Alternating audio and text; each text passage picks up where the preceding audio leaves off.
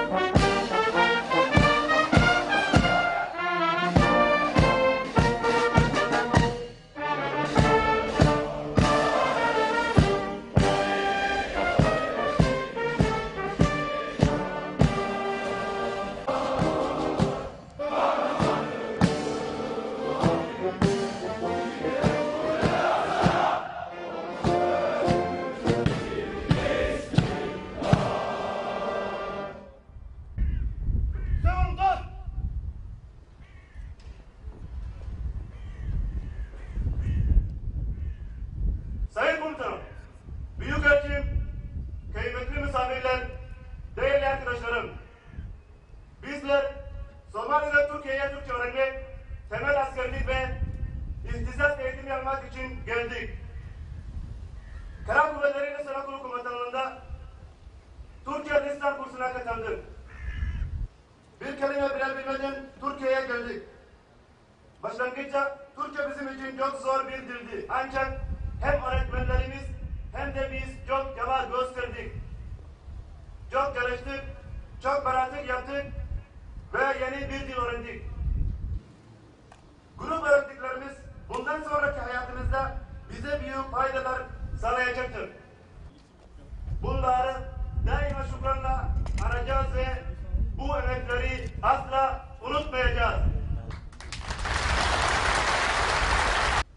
Büyük bir misafirperverlik ve sıcaklıkla karşılaştık. Türkiye'de edindiğimiz askerli bir bilgi ve yeteneklere ilave olarak sosyal, kültür ve modern dünya açısından elde ettiğimiz kazanımlar Somali'nin geleceğine büyük katkılar sağlayacaktır. Biliniz ki Somali ordusunun temsilcileri olarak burada öğrendiğimiz bu bilgi ve birikimler Somali'nin yarınlarının şekillenmesinde bize daima rehberlik edecektir. Bizlerin yetişmesi için gösterdiğiniz gayret, emek ve çabaları asla unutmayacağız.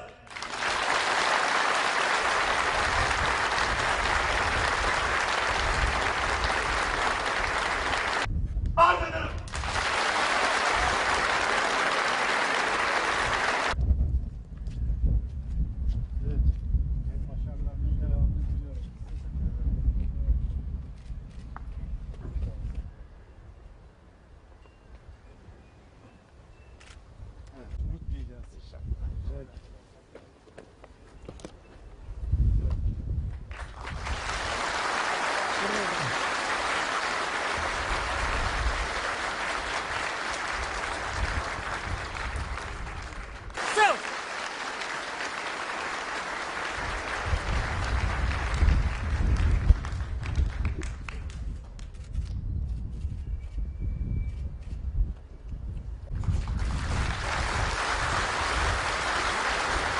Dikkat!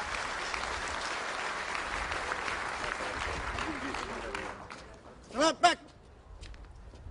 İleri bas.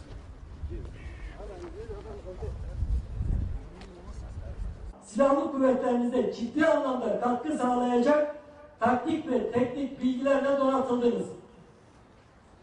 Türk Silahlı Kuvvetleri bünyesinde edindiğiniz kazanımlar inanıyoruz ki Somali'nin geleceğine büyük katkılar sağlayacaktır. Başarılarınızdan dolayı sizleri kutluyor. Ülkemizde gördüğünüz tüm güzellikleri değerli halkınıza tanıtacağınıza inanıyor. Daima gönlümüzde yaşayacağınızdan emin olmanızı istiyoruz. Biliniz ki ülkelerimiz arasında kurulmuş olan dostluk ve kardeşlik köprüsünün bir ucunda sizler, bir ucunda bizler bulunacağız. Somali ve Türk milleti var oldukça bu köprünün daim olmasını karşılıklı olarak sağlayacağımıza inancımız tamdır. Komutanım, Somali kardeşlerimizin her birinin Somali ile Türkiye arasında birer kültür elçisi olacağına inanıyor. Onları ülkemizde misafir etmekten, beraber görev yapmaktan ve başarılarını görmekten büyük mutluluk duyduğumuzu belirtiyor. Kurulan dostluk köprülerinin de yüzyıllarca daim olmasını temenni ediyoruz. Türk Silahlı Kuvvetleri olarak şükranlarımızı sunuyoruz. Yolunuz ve bahtınız açık olsun.